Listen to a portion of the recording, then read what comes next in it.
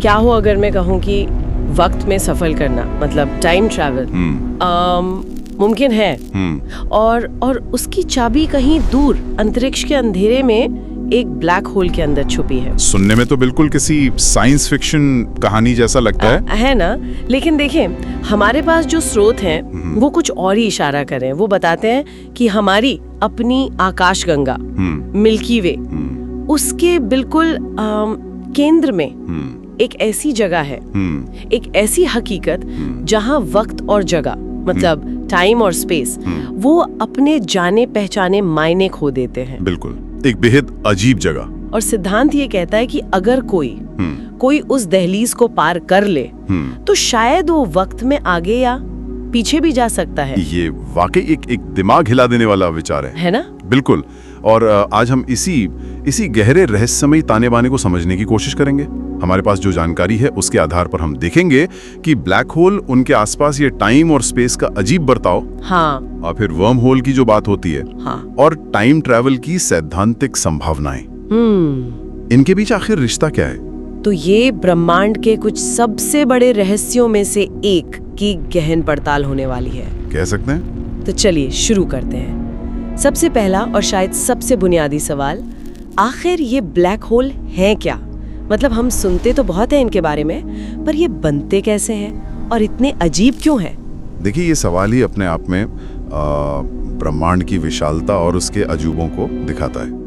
Black hole, जैसा आपने कहा, कोई छेद नहीं है असल में। ये पदार्थ है, अविश्वसनीय मात्रा में पदार्थ, जो एक बहुत ही छोटी सी जगह में सिमट गया है। अच्छा, कितना पदार्थ? सोचिए, हमारा सूरज है ना, उससे दसियों गुना या सैकड़ों गुना या लाखों गुना बड़ा कोई विशाल तारा। बाप रे।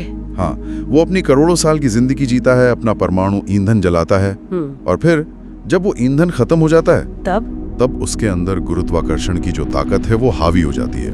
कोई और बल उसे रोक नहीं पाता, और वो तारा अपने ही वजन तले पिचकना, सिकुड़ना शुरू कर देता है। अपने वजन तले? बिल्कुल, अंदर ही अंदर वो सिकुड़ता जाता है, उसका घनत्व बढ़ता जाता है, और आखिरकार वो एक असीम रूप से छोटे और घने बिंदु में ढह जाता है। इसी बिंदु को हम सिंगुलैरिटी कहते हैं। सिंगुलैरिटी? हाँ, और इस सिंगुलैरिटी के चारों ओर एक तरह की अदृश्य बाउंड्री, एक सीमा बन जाती है। उसे कहते हैं इवेंट होराइजन। ये नाम सुना है। हाँ, ये वो पॉइंट है, वो दहलीज है जिसके पार गुरुत्वाकर्षण इतना ज्यादा, इतना शक्तिशाली हो जाता है कि कुछ भी नहीं बच सकता। यहाँ तक कि रोशनी, प्रकाश की किरण भी नहीं। रोशनी भी नहीं? वो हमेशा के लिए अंदर कैद हो जाती है। ये सचमुच एक कॉस्मिक जाल है जिससे कोई वापसी नहीं। ये सोचना ही मतलब दिमाग घूम जाता है। एक पूरा तारा एक छोटे से बिंदु में, और इतनी कशिश की रोशनी तक कैद। बिल्कुल। लेकिन कहानी यहीं खत्म नहीं होती है ना। स्रोत ये भी कहते हैं कि ब्लैक होल का असर सिर्फ स्पेस पर नहीं, टाइम पर भी पड़ता है। ये कैसे होता है? हाँ, यहीं पर आइंस्टाइन का जीनियस और उनका सापेक्षता का सामान्य सिद्धांत, यानी थ्योरी ऑफ जनरल रिलेटिविटी, सामने आता है। आइंस्टाइन? हाँ, आइंस्टाइन ने हमें एक बिल्कुल नई तरह से सोचना सिखाया। उन्होंने कहा कि गुरुत्वाकर्षण कोई अनदेखी ताकत नहीं है जो चीजों को खींचती है। तो फिर क्या है? ये असल में स्पेस और टाइम जो एक साथ मिलकर एक 4 आयामी चादर या फैब्रिक बनाते हैं, जिसे स्पेस टाइम कहते हैं। उस फैब्रिक में भारी चीजों की वजह से आने वाला झुकाव, या कह लीजिए गड्ढा है। अच्छा, जैसे चादर पर भारी गेंद रखने से होता है? बिल्कुल वही।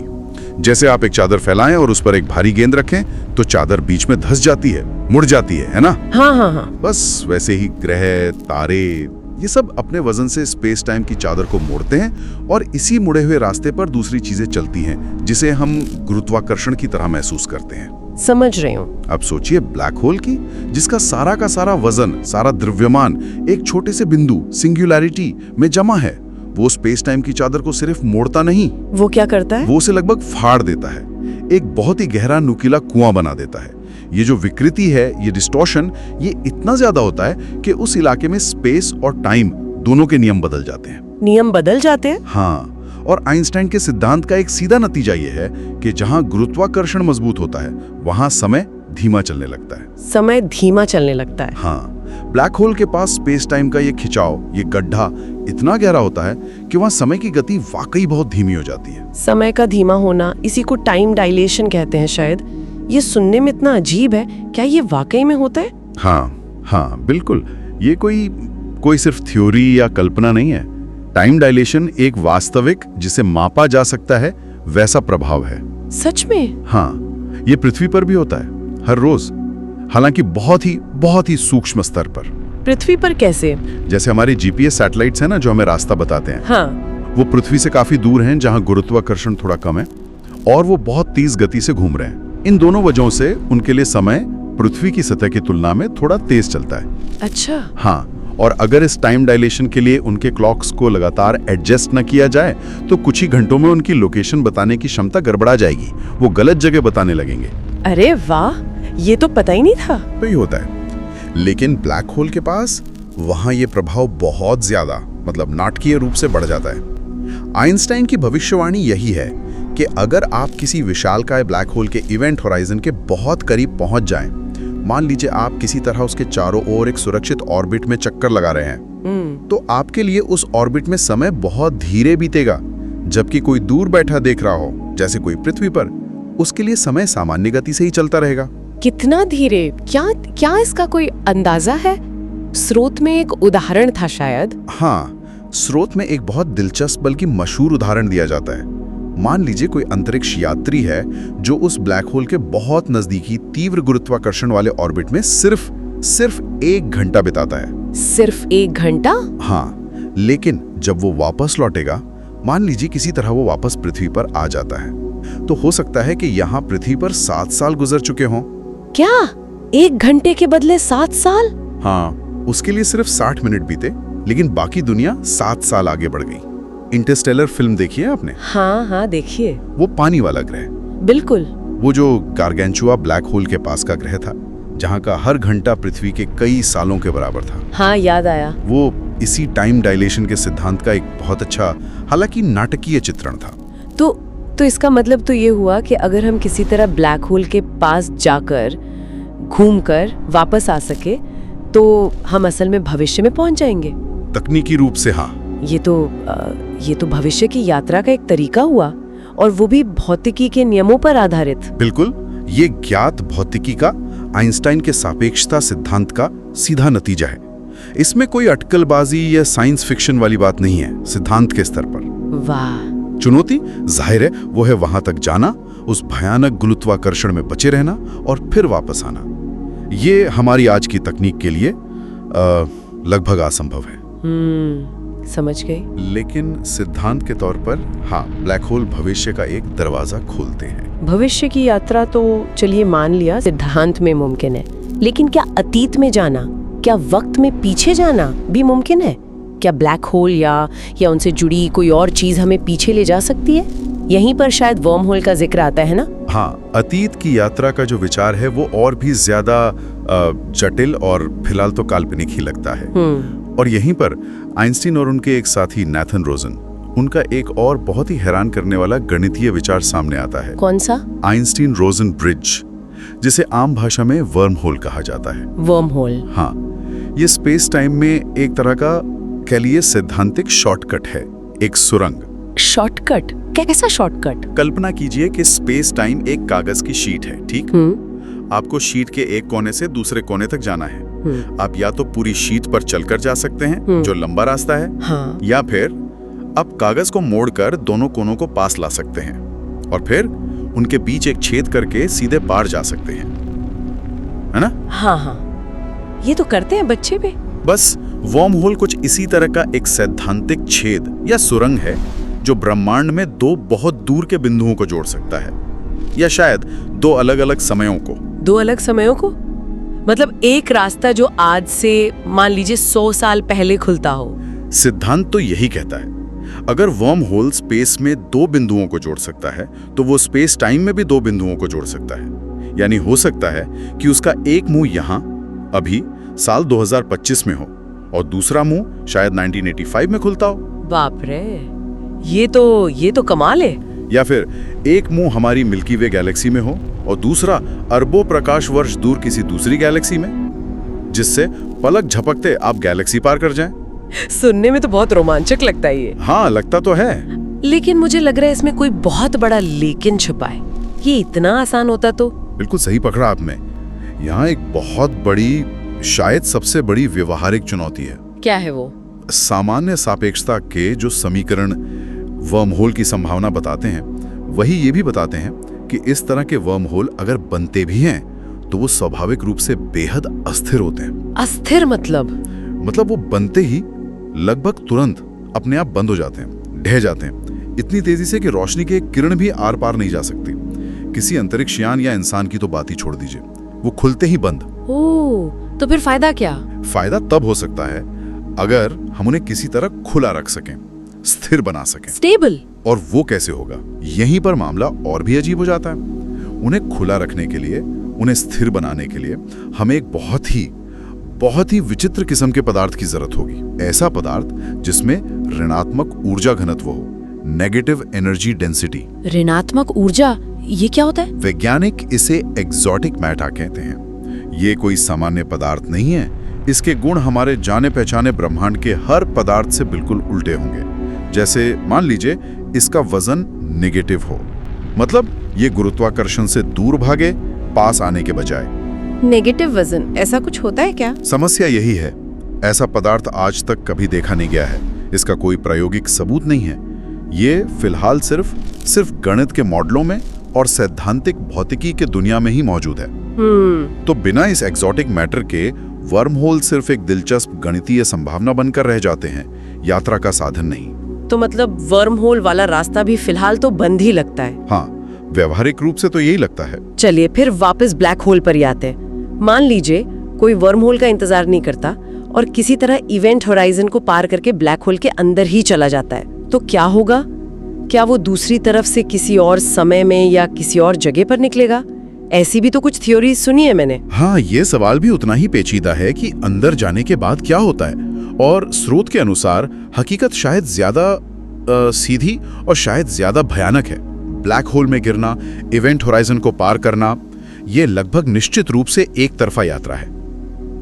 वन वे टिकट मतलब वापसी नहीं? कोई वापसी नहीं। इवेंट होराइजन वो बिंदु है जहां से लौटना असंभव हो जाता है, इसीलिए उसे पॉइंट ऑफ नो रिटर्न भी कहते हैं। लेकिन अंदर होता क्या है? जैसे ही कोई चीज, या मान लीजिए कोई काल्पनिक अंतरिक्ष यात्री इवेंट होराइजन को पार करता है, उसके लिए स्पेस और टाइम का बर्ताव बहुत अजीब तरह से बदल जाता है।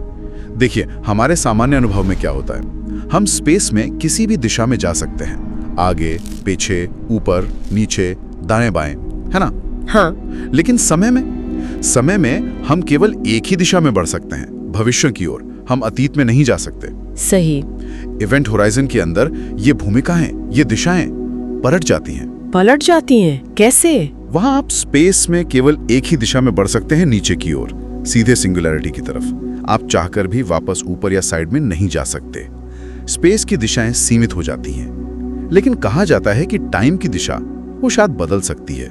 ये इतना अजीब है कि हमारी सहज बुद्धि इसे पकड़ नहीं पाती। तो मतलब आप अनिवार्य रूप से सिंगुलैरिटी की ओर खींचे चले जाते हैं। हाँ, बिल्कुल। जैसे हम सब यहाँ बाहर अनिवार्य रूप से भविष्य की ओर बढ़ रहे हैं, वैसे ही इवेंट होराइजन के अंदर आप अनिवार्य रूप से सिंगुलैरिटी की ओर बढ़ते हैं। बचने का कोई रास्ता नहीं। और फिर सिंगुलैरिटी पर क्या होता है?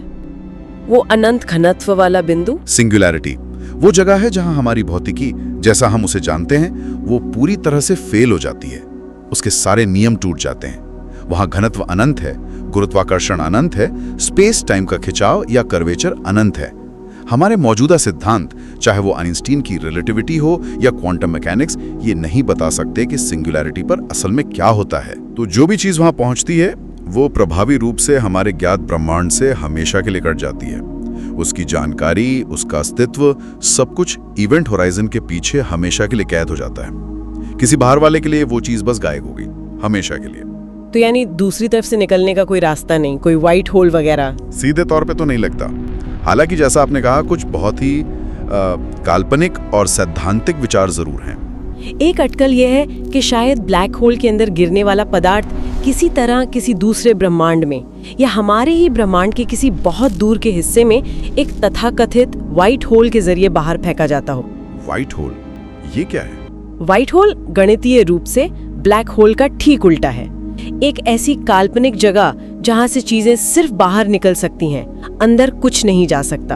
अच्छा, लेकिन, और ये बहुत बड़ा लेकिन है, मैं फिर जोर दूंगा, ये पूरी तरह से काल्पनिक है। आज तक किसी व्हाइट होल का रत्ती भर भी सबूत नहीं मिला है। ये गणित के समीकरणों में एक संभावना की तरह दिखता है, पर हकीकत में ऐसा कुछ है या नहीं कोई नहीं जानता। ये वाकई एक ब्रह्मांडीय पहेली है। इसका जवाब शायद तभी मिले जब हमारे पास भौतिकी का एक नया, ज्यादा मुकम्मल सिद्धांत हो, जैसे क्वांटम ग्रेविटी का सिद्धांत, जो गुरुत्वाकर्षण और क्वांटम मैकेनिक्स को जोड़ने की कोशिश कर रहा है, पर अभी वो पूरी तरह बना नहीं है। तो मतलब सीधे ब्लैक होल में कूदना तो टाइम ट्रैवल या स्पेस ट्रैवल का शॉर्टकट बिल्कुल नहीं है। ये तो एक तरह से निश्चित अंत जैसा लग रहा है। फिलहाल की समझ तो यही कहती है। लेकिन क्या भविष्य में कोई उम्मीद है? क्या वैज्ञानिक इन रहस्यमय चीजों को समझने और शायद इनके नियमों का किसी तरह इस्तेमाल करने की दिशा में कुछ कर रहे हैं? कोई रिसर्च? हाँ, बिल्कुल। वैज्ञानिक समुदाय ब्लैक होल के रहस्यों से पर्दा उठाने के लिए लगातार कोशिश कर रहा है। ये ब्रह्मांड विज्ञान के सबसे सक्रिय क्षेत्रों में से एक है। हमारे पास जो स्रोत हैं उनमें 2025 तक के कुछ महत्वपूर्ण मिशनों और तकनीकों का जिक्र है जो इसमें मदद कर रहे हैं या करेंगे। जैसे कि इवेंट होराइजन टेलीस्कोप EXT। इसी ने हमें कुछ साल पहले मेसियर 87 गैलेक्सी के केंद्र में जो सुपरमैसिव ब्लैक होल है उसकी पहली सीधी तस्वीर दी थी। याद है वो धुंधली सी रिंग? हाँ, वो तस्वीर तो बहुत वायरल हुई थी। और फिर हमारी गैलेक्सी वाली की भी दी थी। बिल्कुल। फिर हमारी अपनी मिल्की वे के केंद्र में जो सैजिटेरियस A नाम का ब्लैक होल है उसकी भी तस्वीर ली। ये EST असल में कोई एक टेलीस्कोप नहीं है। तो क्या है? ये दुनिया भर में फैली हुई कई रेडियो दूरबीनों का एक नेटवर्क है। वो सब मिलके काम करते हैं जैसे कि वो एक ही पृथ्वी के आकार की वर्चुअल दूरबीन हो। इससे उन्हें अभूतपूर्व रिजोल्यूशन मिलता है। कमाल है। इसके अलावा भविष्य के कुछ और महत्वाकांक्षी मिशन भी हैं, जैसे LISA, laser interferometer space antenna. Laser? हाँ, ये स्पेस में तैनात किया जाएगा। इसमें लाखों किलोमीटर की दूरी पर 3 अंतरिक्ष यान होंगे जो एक त्रिकोण बनाएंगे। इनका काम होगा गुरुत्वाकर्षण तरंगों का पता लगाना। स्पेस टाइम में जो सूक्ष्म लहरें उठती हैं ना, हाँ। खासकर जब 2 ब्लैक होल आपस में टकराते हैं या विलय करते हैं, ये उनको डिटेक्ट करेगा। गुरुत्वाकर्षण तरंगे। हाँ, इन सभी तकनीकों से हमें ब्लैक होल के गुणों के बारे में बहुत सटीक जानकारी मिल रही है और मिलेगी। जैसे उनका वजन कितना है, वो कितनी तेजी से घूम रहे हैं, उनके आसपास चुंबकीय क्षेत्र कैसा है, ये सब। आपने घूमने वाले ब्लैक होल का जिक्र किया, क्या उनके घूमने से कोई खास फर्क पड़ता है? ये बहुत महत्वपूर्ण हो सकता है, कम से कम सिद्धांत के स्तर पर। देखिए, जो ब्लैक होल घूमते नहीं है, स्थिर है, जिन्हें श्वासचिल ब्लैक होल कहते हैं, उनकी सिंगुलैरिटी एक बिंदु जैसी मानी जाती है। एकदम बीच में एक पॉइंट। ठीक है, लेकिन जो ब्लैक होल घूमते हैं, जिन्हें केयर ब्लैक होल्स कहते हैं, और माना जाता है कि असलियत में ज्यादातर ब्लैक होल घूमते ही हैं, उनकी सिंगुलैरिटी एक बिंदु नहीं बल्कि एक रिंग जैसी हो सकती है, एक छल्ला।